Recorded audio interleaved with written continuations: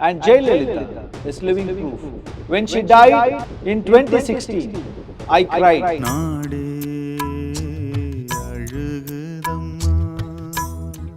The superstar who became the Iron Lady of Tamil Nadu, the woman who rose from humiliation at a funeral to sit on the Chief Minister's chair 6 times. In that chaos, Jayalalithaa was physically assaulted. Her saree was pulled, humiliated. She stormed out declaring, "I will return to this house only as Chief Minister." Despite being a Brahmin, she never forced Brahminical rules on Tamil Nadu. No bans on non-veg, no moral policing. She knew the soil she ruled was Dravidian.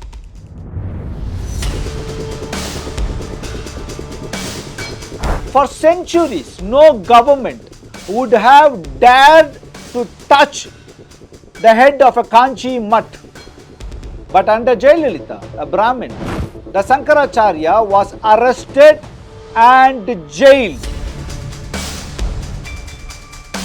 Most leaders don't recover from such humiliation. Jayalalithaa did.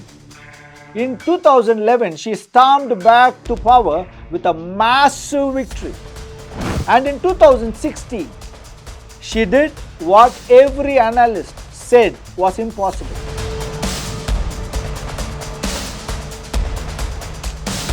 Jayalalithaa was a Brahmin in a state where Dravidian politics was built on challenging Brahmin dominance. People assumed a Brahmin could never rise to the top. Yet, Tamil Nadu made her CM 4 times. She was called Amma by crores of people. She was worshipped in posters, immortalized in songs, feared inside her own party. Why? Because Jayalalithaa believed one thing: if politicians don't fear you, they will betray you. If people don't trust you, they will abandon you. She ruled Tamil Nadu like no one else. She ruled a party with iron discipline, state with dazzling welfare, and brutal missteps. Jayalalitha's story is not just about power. It is about the cost of holding on to it.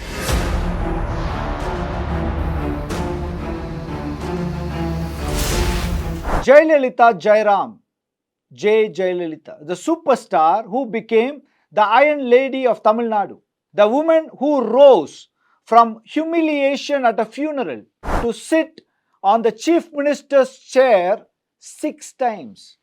மக்களால் நான், மக்களுக்காகவே நான், உங்களால் தான் நான், உங்களுக்காகவே நான். எனக்கு தன்னலம் கிடையாது, எல்லாமே உங்கள் நலம்தான், தமிழ்நாட்டின் நலம்தான். But here is a paradox most people don't know. She is one of the very few sitting chief ministers in India's history to lose not one, but 2 MLA elections. And yet, no defeat, no scandal, no humiliation could erase her dominance.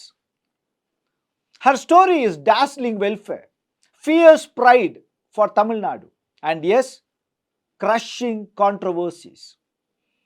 She was Tamil cinema's brightest star, over 85 Silver Jubilee hits, the most successful heroine of her time. But destiny had bigger plans. M.G. Ramachandran, MGR, Tamil Nadu's most adored leader, made her his protégée. Together, they were icons, one on screen, one off. But in 1987, MGR died. And with him, many thought Jayalalitha's political future died too. At his funeral, Jayalalithaa was pushed, insulted, humiliated in front of the nation. Senior leaders of ADMK tried to erase her. And then, 1989, inside the Tamil Nadu Assembly, chaos broke out between DMK and ADMK members. In that chaos, Jayalalithaa was physically assaulted. Her sari was pulled, humiliated. She stormed out declaring, I will return to this house only as chief minister. 2 years later, 1991, Jayalalithaa kept her word. She became the youngest chief minister of Tamil Nadu. Jayalalithaa became chief minister at the age of 43. 1 year earlier to Karunanidhi, Karunanidhi became the chief minister at 44. 1991, when Jayalalithaa became the chief minister at the age of 43, Amma was born. She understood one thing: politics is not just about ideology, it's about touch. And her touch was welfare. Amma welfare state, Amma canteens, Amma water, Amma salt, free laptops, schemes that touched everyday lives. During the 2015 Chennai floods, it was the Amma canteens that kept the poor alive, rice and sambar for just 1 rupees.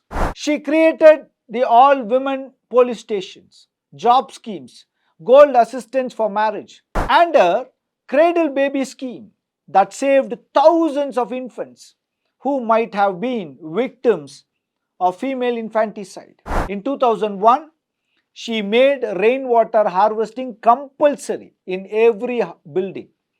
Chennai's water tables rose dramatically. Other states copied Tamil Nadu. The new Veeranam project ended the city's thirst. Her 2015 Global Investor Meet brought nearly 2.4 lakh crore in commitments. Tamil Nadu cemented itself as India's manufacturing and IT hub. And yes, the man who terrorized 3 states for decades, Veerappan, was finally captured and killed under her watch. Despite being a Brahmin, she never forced Brahminical rules on Tamil Nadu. No bans on non-veg, no moral policing. She knew the soil she ruled was Dravidian. In 2004, when the Kanji Sankaracharya Jayendra Saraswati was accused in a murder case, Jayalalithaa ordered his arrest. For centuries, no government would have dared to touch the head of a Kanchi mutt. But under Jayalalithaa, a Brahmin, the Sankaracharya was arrested and jailed. To some, it was controversial. To others, it was proof that Amma did not bend governance to caste or religion. For her, law stood above faith. That was a brand of secular pragmatism.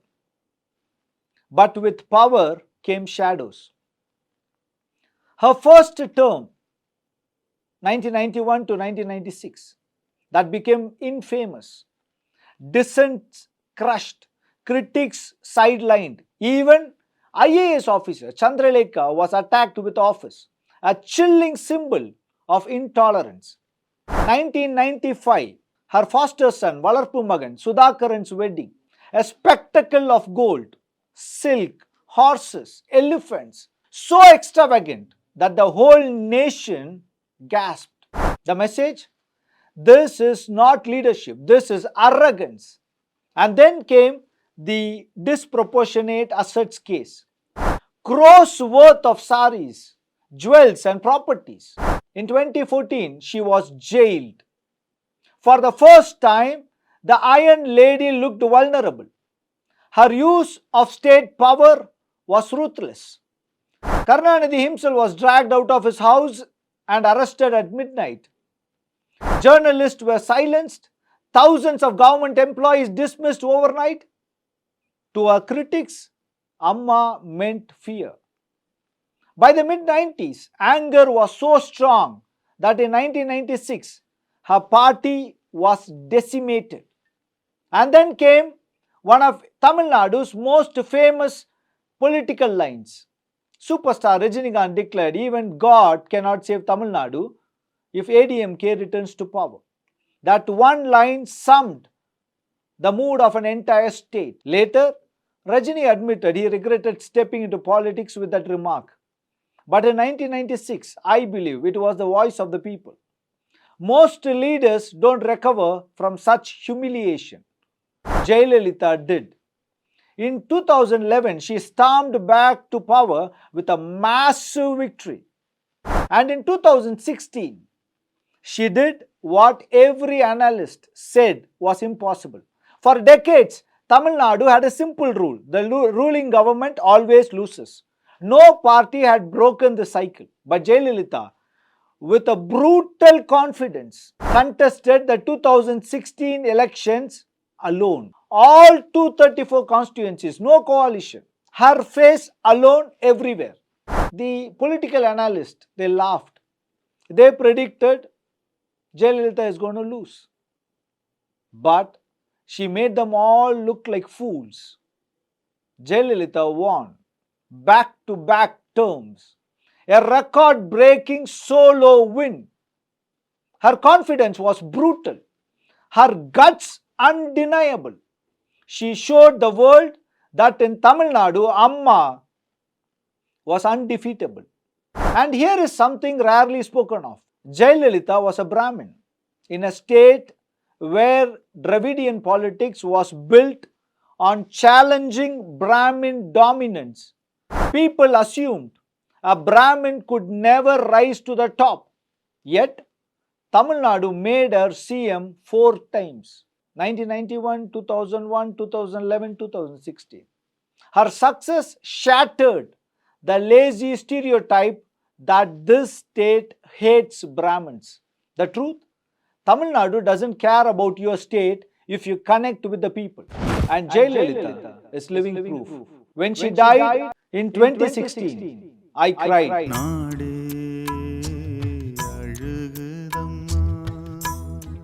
Not because I loved her so much, but because my own mother was broken. My mom was crying. She had never met Jayalalithaa, but the connection was deep. Amma was part of her life, like she was for crores of other people. That's the kind of bond Jayalalithaa built through victories, through defeats, through scandals, through welfare. She was always there in every Tamil household. Her schemes still run today. Her rainwater policy still protects Chennai. Her all-women police stations are still standing. Her face still lingers in every Amma canteen. To women, she was proof politics wasn't a man's game. To the poor, she was Amma who fed them. To rivals, she was a leader who had to be feared. Jayalalitha's life was a paradox. She empowered crores but demanded total obedience. She built a welfare state but also a culture of dependency. She proved caste didn't matter but also centralized power in one person. She showed that a single woman could take on an entire system and win. But here is the final question.